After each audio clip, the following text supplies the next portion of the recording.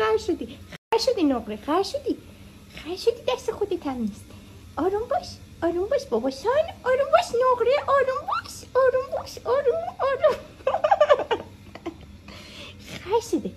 خر شده نقره امروز، خر شده.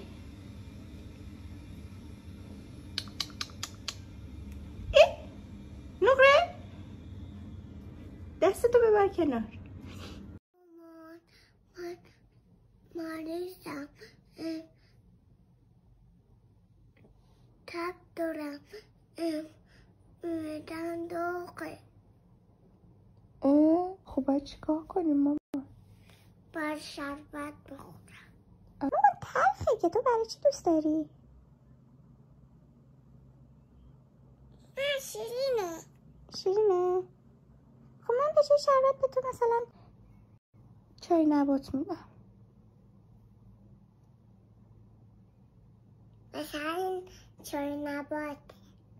مثلا چای الکی گفتم اینو باز کن من بخورم.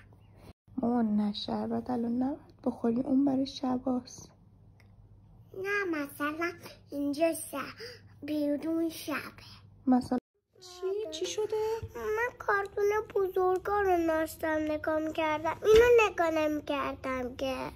کارتون بزرگا کدومه؟ کارتون بزرگا کدومه؟ ناستیا نیست. چیه محتواش؟ توش چیه تو کارتون بزرگ سالا؟ آدم واقعیه. نه اینترنت گذاشتم اینجا که بری بشینی کارتون بزرگ سالا نگاه کنی ها؟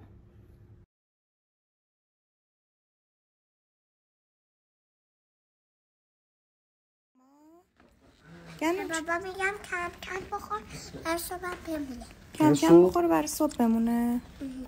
آلوچه میخوای صبح ناشتا بخوری ماما؟ نه ناشتا نه، صبح نمو بخورم. خوش صحنه گندم با این دوتا آدم یه جا میره اینطوریه.